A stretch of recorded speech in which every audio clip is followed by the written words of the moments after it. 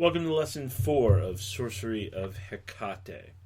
Just a quick review. In Lesson 1, we went over the figure of Hecate and the basic mantra, Io Heka Io Ho. In Lesson 2, we went over the gatekeepers, the four protectors. And in Lesson 3, we went deeper into mantra and visualization and fire, all of which is going to impact tonight's lesson. So it's really important that you not skip any lessons as you do this, because each one relies upon successfully laying the cornerstone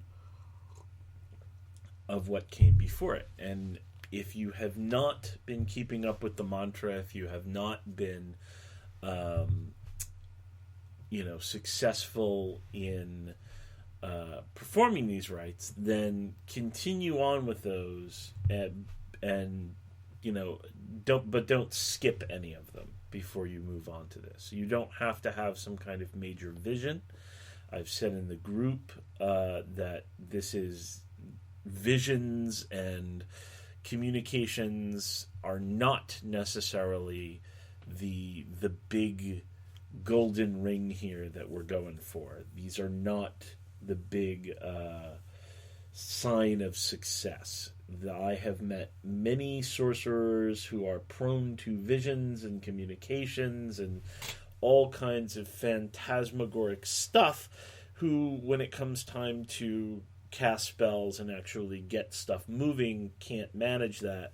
Likewise, I have met people, I've even had some apprentices, who don't have major visions. When they do, they are very stable and important, but the powers listen when they call. So don't ever confuse the different capacities of a sorcerer.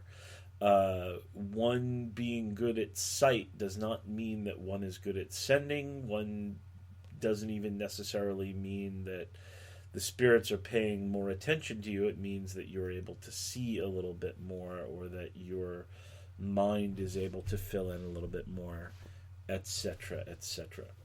So today what we're going to be focusing on are the fates. And the fates fit into the mandala in a triangle that surrounds Hecate and you. So you have to imagine this temple, outside it, the rivers and the winds flow into it, making it this place outside of time and space and connected to both the deepest underworlds and the heavens. And you have yourself standing in front of Hecate, or sitting in front of Hecate at the center. And then you have on the outer rim the four gatekeepers. But between these two, so inside the temple, is a triangle on the ground. And standing at each corner of the triangle are one of the three fates. Now, these goddesses are going to be switched out in future lessons. And they're going to be switched out to accomplish different tasks, to focus on different things. And this whole thread of triple goddesses, triple witches, etc., was not really apparent to me until Hecate pointed it out and said to me that, the reason that there are so many of these in Greek religion is her presence. Now, I've done a little bit of reading and I haven't found much to support that. To which she tells me, "What do you know?" So, she always points out that we don't have enough of the historical record to make decisive claims, nor do we know that the Greeks, knew everything there was to know about these spirits, which are, in the case of Hecate, an ongoing revelation. So we'll take her at her word for it. But again, this is one of those places where I feel compelled to point out that revelation and history, at least what we know of history, differs. So I like to make sure that people have a clear understanding of that, so no one goes by and says, well, Jason said that, that's not the case. So anyway, standing at the three corners of the triangle are the three fates, the three mire. These are Clotho. She is the youngest, and she spins the thread of life. And of course, she spins the thread of not only of human life, but of probability. And then Lachesis, who is the allotter, she measures what is spun. And so she has a ruler that she measures out with. She's sometimes seen with this rod, or sometimes with a globe, but most often with a rod that she measures things with. And then finally there's Atropos, which means inevitable or inexorable, or unturnable. And she cuts the thread. So the spinners, the allotters or the measurers, and the enders. Now, the fates have, of course, been invoked in magic, as you might guess. That there are many, many hymns invoking them, both for them to act and for them to send other goddesses to act. And they have also been connected with various kinds of magic singularly. So, for instance, Clotho gets associated with any kind of new project or new beginning. Lachesis is sometimes associated with divinatory acts because she measures things and relates very much to the present. And then Atropos obviously can be used in wrathful magic. So these three fates exist in Rome as the Fata, and interestingly enough have a pretty direct correlation to the Norns in Norse mythology. But we can leave that to kind of sit and hang. Now, the background of the Mire differs depending on who you are asking. They are sometimes the daughter of Nyx, which is night.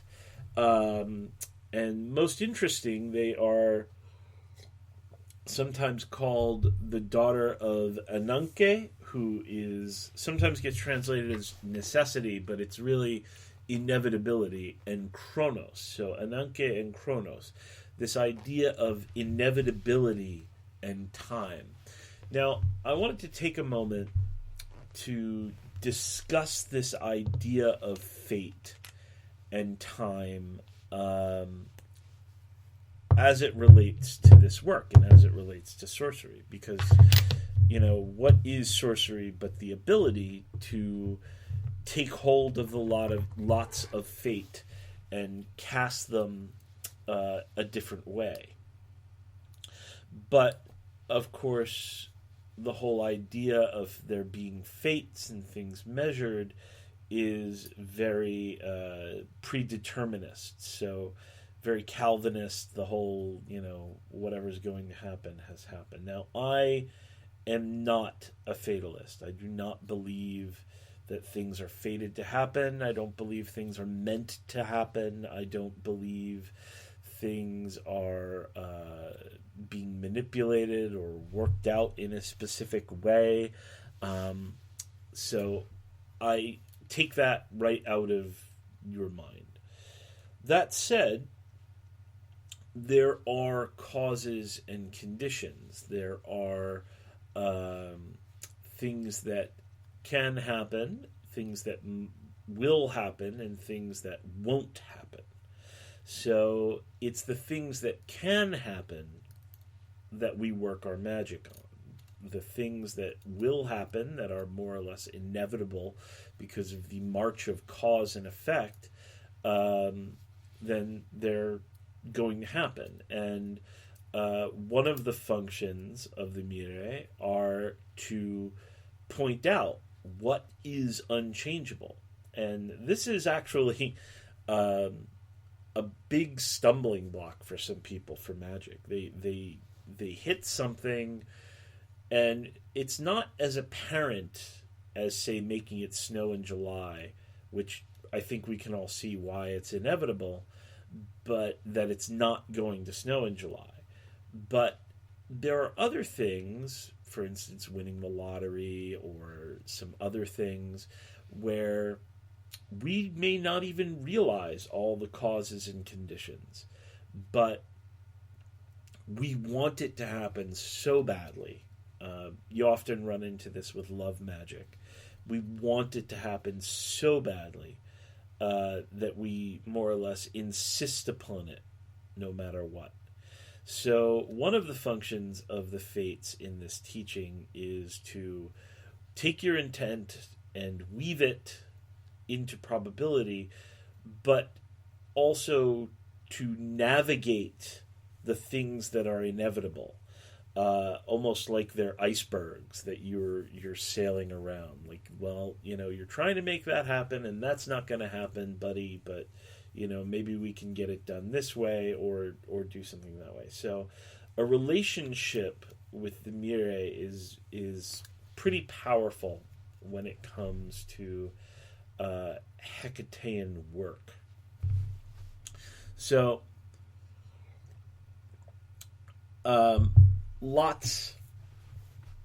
the idea here is that you are at the center and you are spinning your mantra. And right now we're not doing a lot of practical magic work.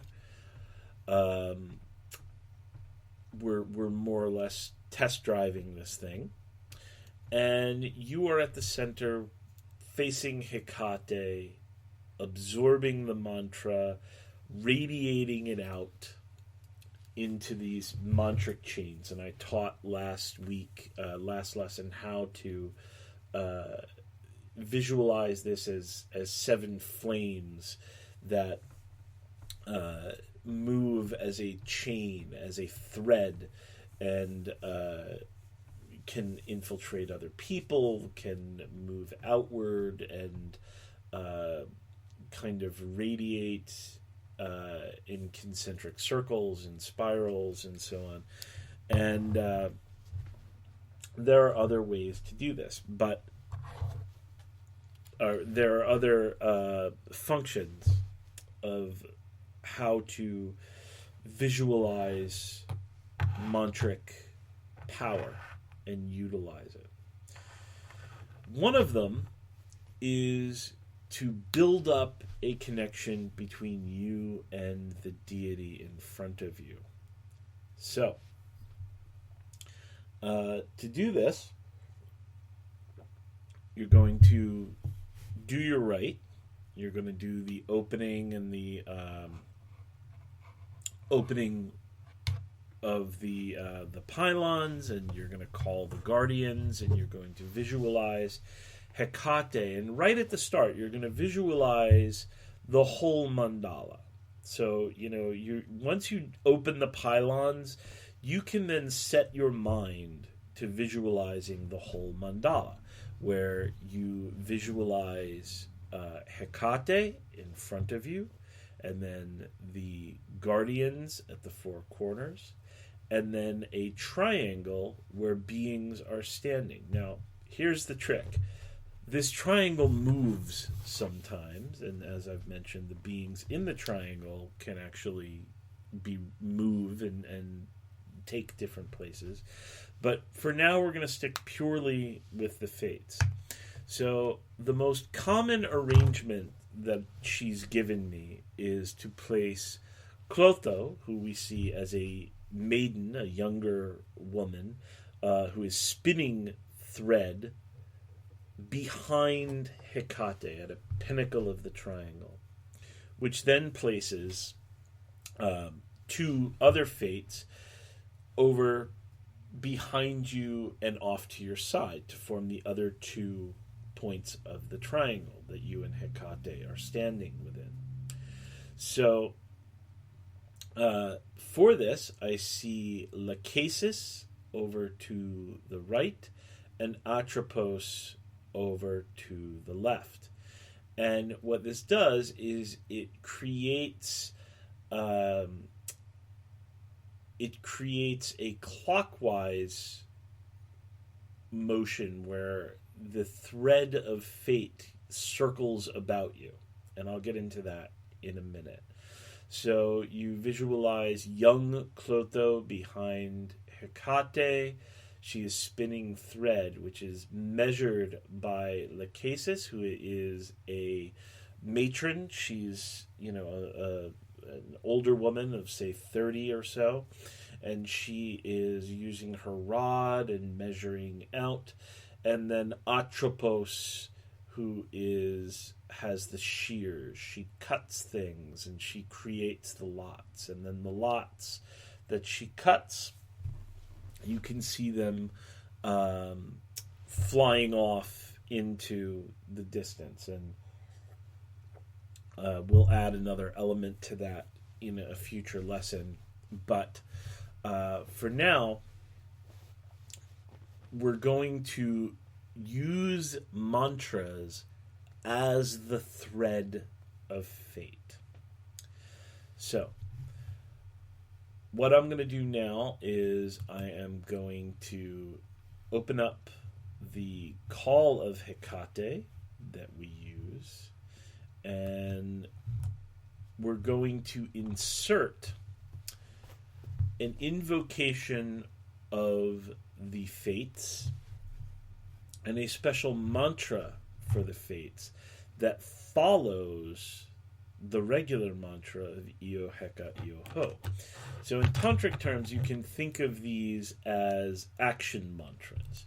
There's a root mantra, which in this case serves to strengthen and enact the role of the deity in your life and is powerful magic in and of itself, as many of you have seen from the global rites and so on. But this then is a way to take it and pattern it and put it to specific purpose and use these beings at the corners. So you would begin, hail many named Mother of the Gods whose children are fair. Hail mighty Hecate of the threshold, keyholder of the world. Hail to the Enodia, keeper of the 4 and 3-way crossroads, nether, nocturnal, and infernal one. I beckon to you as a lover. Embrace me and whisper to me your mysteries. Night Mother, Savior, Mistress of Solitude, Lady of Light and the darkness that contains it, you who walks disheveled and wild through tombs and cremation grounds, cloaked in saffron, crowned with oak leaves and coils of serpents, you who is followed by hordes of ghosts, dogs, and restless spirits, yet is also the luminous empress of Empyrean realms. I beckon to you as a lover. Embrace me and whisper to me your mysteries. Kleidokos, grant me the key to the mysteries. Propylaia, throw open the gate. Posporos, light my way with your twin torches of mercy and severity. Propolos, steer me safely through the 4 rivers. Brimo, shake the pillars with your wrath. Pisces, bind all demons and set them into my service. Anasa Eneroi, queen of the dead, awaken the ancestors. Zerinthia, send forth the serpents. Hecate Chthoniya, queen of sorcery, teacher of howlings and bindings, I beckon to you. Embrace me and whisper to me your mysteries. Open the paths to understanding and bestow upon me your blessings. Yo heka yo, yo heka yo, yo heka yo, yo heka yo, yo heka yo, yo heka yo, yo heka yo. And you would continue on with the mantra for quite a while, and you would do this first as radiating the mantra out into the 10 directions, and then you see it filling all space and reflects back upon you. So these lights come shining back upon you, impregnating every cell.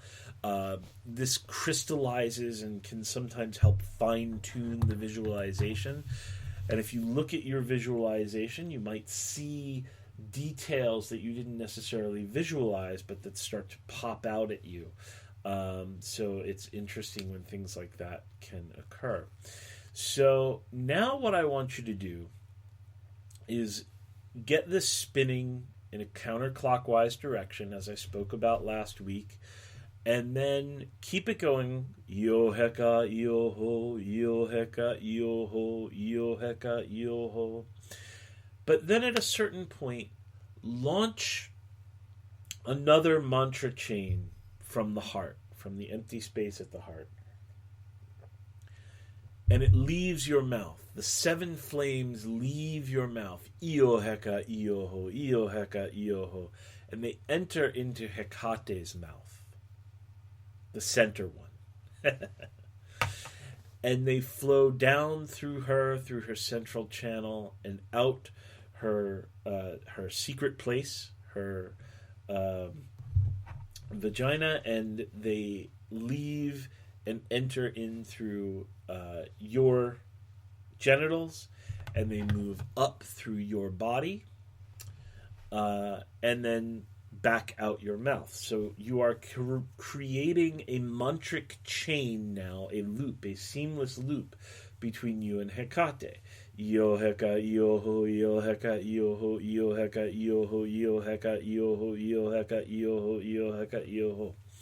Now, this is in itself a powerful experience that I want you to take some time with, both on your new moon rite and in regular practice, because this draws you and Hecate closer together. And though there's no yabyum here where you see yourself in sexual embrace with Hecate, which is common in Tantra, but she has been very clear is not to happen in these rites. This is nonetheless a very intimate exchange of energy, or a very intimate gift. And it's this act, actually, that gets referred to, that is the reason for those lines in the original invocation, I beckon to you as a lover, which is spoken 3 times in that original invocation. So it is this sort of intimate back and forth. And when I do this, I get a bodily response. I get, saliva and sometimes adrenal glands, and I feel moving closer, and sometimes even superimposition into Hecate. But it's not lusty. It's not sexual in the conventional sense, and it's not even passionate in the traditional tantric sense, the way that passionate deities embrace, if you're familiar with Buddhist Tantra. So it's not like that. It's somewhat different. But the reason that I'm teaching this now is because this exchange, this level of exchange, this how shall we say, coating of the mantric thread with Hecate's essence is important for interacting with the fates and any other deities that we place into the triangle, some of which are wrathful. So in this case, you would continue doing the mantra. You would build this up. Io heka, io ho, io heka, io ho, io heka, io ho, io heka, io ho, io heka, io ho, io heka, io ho, io heka, io ho, and let it keep spinning between you for quite a while. And then when you feel sort of saturated, when you feel that click, like it's time to move on, then you say, Io heka, io hekate, more voco, daughters of darkling night, Clotho, Lachesis, and Atropos, you who spin, measure, and cut the fabric of life, hear my prayers, accept my offerings, stand at my side.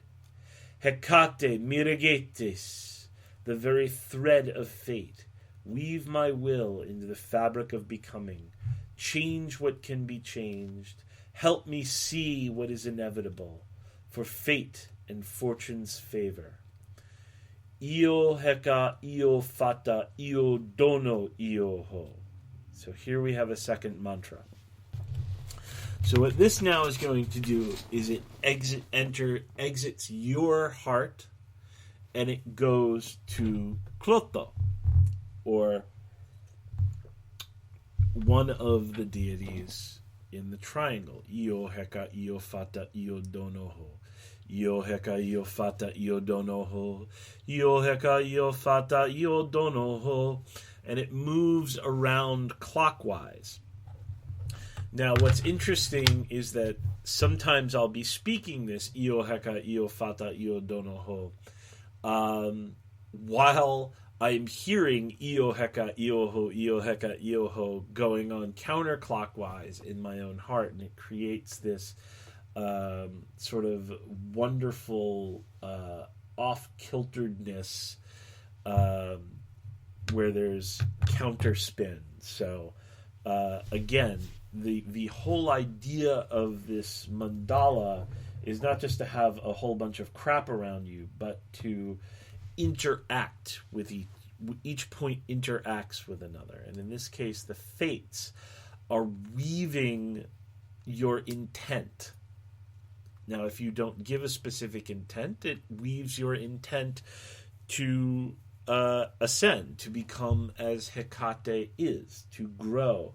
However, this is also the point where you can stop and do some magic. You can name an intent. So, for instance, after you use the word change what can be changed, help me see the inevitable, then you can say,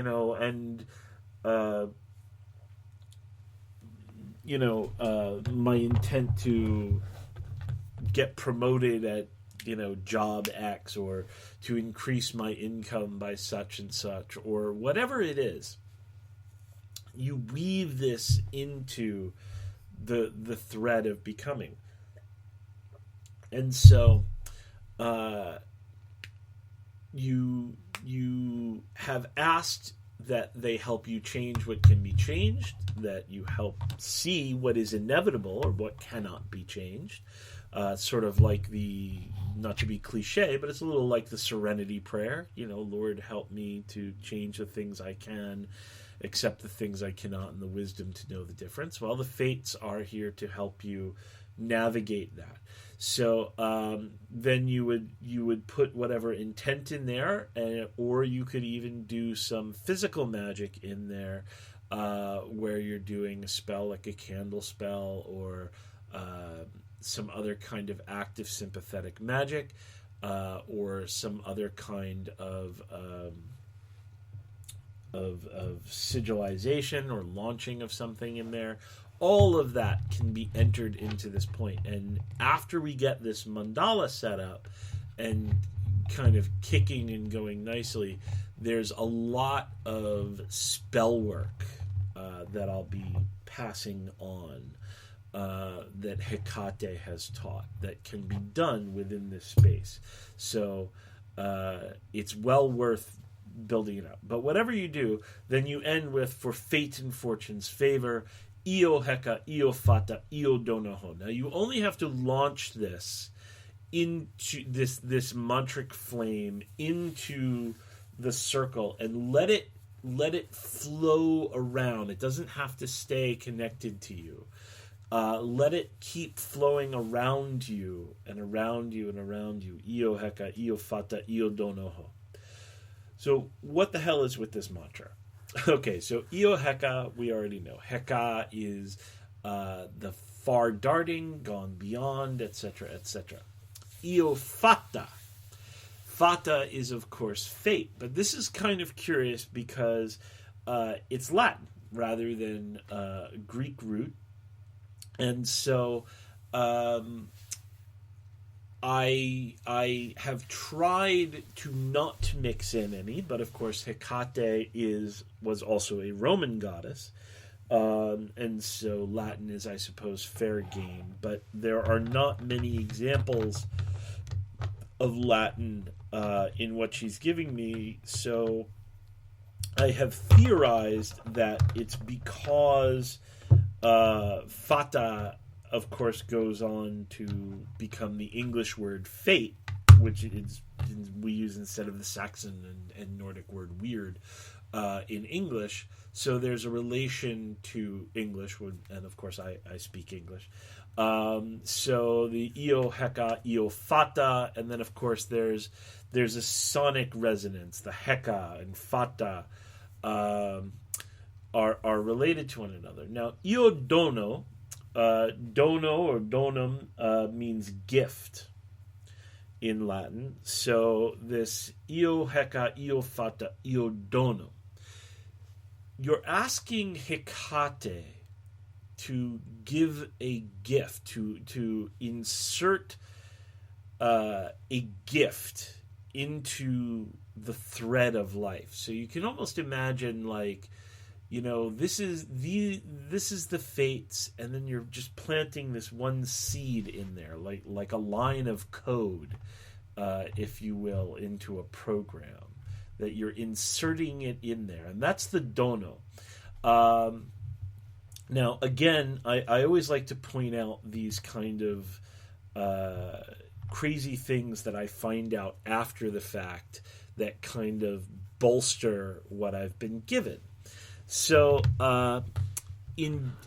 because fata is Greek, I did some research on the fata, which are the Roman version of the fates, and it turns out that the earliest we have of the Roman fates is a tablet that bears the inscription "Nuna fata, nuna dono, parca morita dono." So spin the fate, spin the gift of life. Some people have. I've seen one translation where it's the gift of Maurice life, or the gift of life over death, where morita, instead of naming a person, is actually morta, who is the Roman Atropos.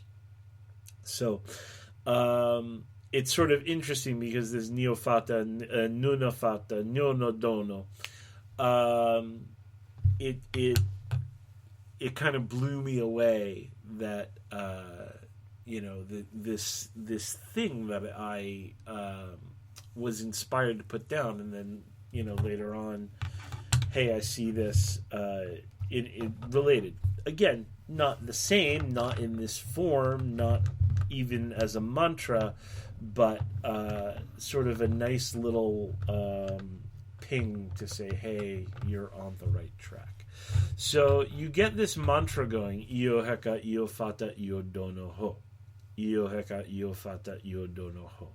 This is an action mantra. So this is now all about the intention that you've woven into it. Now you might be thinking, well, now I've got a whole other mantra to do. Do I have to do this 100 times? No. First of all, there is no obligation to do this mantra at all. And in fact, you can simply do it once, or you can do it 10 times if you want to, when you're doing your daily work. So when you do the call and you do the mantra 100 times, then you can do this short invocation, and then Io Heka, Io Fato, Io Dono Ho, and then you go into the thanks and blessing. I will also say that if you are short on time, you can skip almost all of the invocation if you really need to, and simply go Io Hecate, Maere Voko. So Io Hecate, you need to include that because it is by the name of Hecate that you're calling forth the fates. And Mire Voko, calling of the fates. You can skip the rest of it, even the other Greek, which is Hekate Mirigetis. Mirigetes is a title given to Zeus and Apollo, but I include the feminine form here. It means the leader of the fates. So you're referring to Hecate as the leader of the fates, and she is in fact the very thread of fates. This is her as the world soul. So she is, in a sense, the thread that the fates are working with. Now, I also wanted to say the other big connection with her is her as Kleidokos, not Kleidokos, her as Korotropos, which we don't name in the invocation, but if you wanted to add, when we're singing the litany of names, Kleidokos, grant me the key to the mysteries, Propylaia, throw open the gate. If you wanted to add Korotropos, nursemaid who oversees who oversees the birth. It's this name too has a resonance with the fates. She never told me to explicitly include it. I have, and especially when dealing with the course of someone's whole life, it adds like a little added juice, I guess. And the connection there is that the fates were, of course, thought to show up on the third day after a child's birth, traditionally the day it would be named, and that would be when they would spin and measure out and cut the lot of fate that they were allotted. The last thing I wanted to close with is at the end of the ritual, we want to add in a line for the fates. So I thank you, Hecate, for your presence and blessing. I give offering and praise to you in all of your forms. I give offering and praise to the fates, Cloto, Lachesis, and Atropos. I give offering and thanks to the untimely dead who follow you. I give offering and thanks to the Empuse, Mormo, Gorgo, and other spirits under your command.